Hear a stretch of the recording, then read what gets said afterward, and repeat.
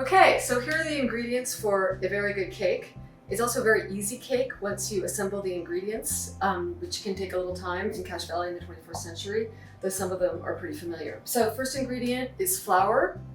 I've cut this recipe down. The original recipe called for 7 pounds of flour. So I'm using half a pound of flour, which is about 2 cups, and everything else is cut down proportionally.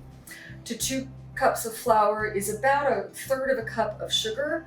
It's a relatively low ratio of sugar to flour compared to modern recipes because the cake's mostly sweetened with dried fruit.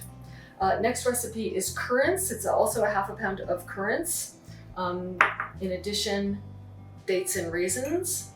The cake is pretty highly spiced, like many cakes and also savory dishes in medieval and early modern England. This cake has nutmeg, cloves, cinnamon, and mace. And in addition, it also has ground caraway seeds and coriander. Here's the milk with the butter, which I plan to melt in the microwave instead of over an open fire. This was the most complicated recipe, part of the recipe. The recipe called for a quartern of ale yeast as the leavening ingredient. Ale yeast is the scum that's created in the process of making ale, and it's what was used for leavening in the medieval period and Shakespeare's period, and apparently up into the 18th century.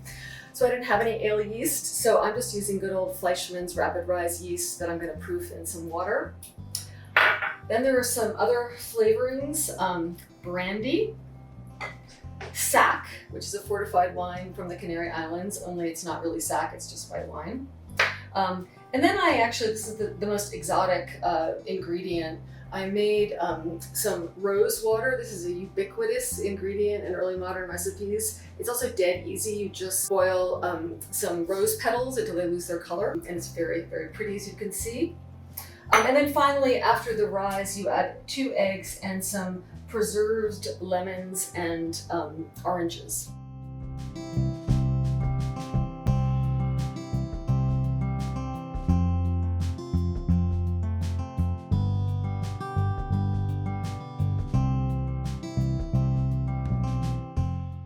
So the recipe calls for the cake to be iced, although you could actually simply just sprinkle some powdered sugar on it if you prefer.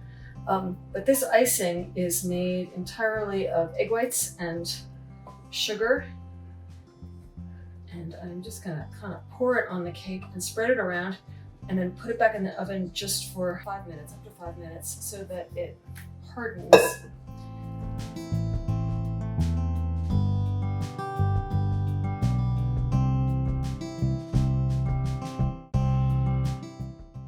So here is the finished cake. So the icing that I poured over made this nice, like hard kind of carapace over it, which feels very preservative in a time before refrigeration. The recipe recommended that you decorate it either with almonds or with sweetmeats, which just means anything that's kind of candied. So I used some candied lemons. I also scattered some of the rose petals that were left over from the rose water experiment. At this point, I did diverge from the recipe a little bit. The recipe recommends that you also perfume the cake with either musk or ambergris steeped in rose water. Musk is a secretion of the musk deer, and ambergris, as any fan of Moby Dick knows, is a secretion of the bile duct of the sperm whale. They're both sort of primary ingredients in perfume for many centuries. So I skipped that. Didn't have any ambergris around, also not very appealing, and just went right for the decoration.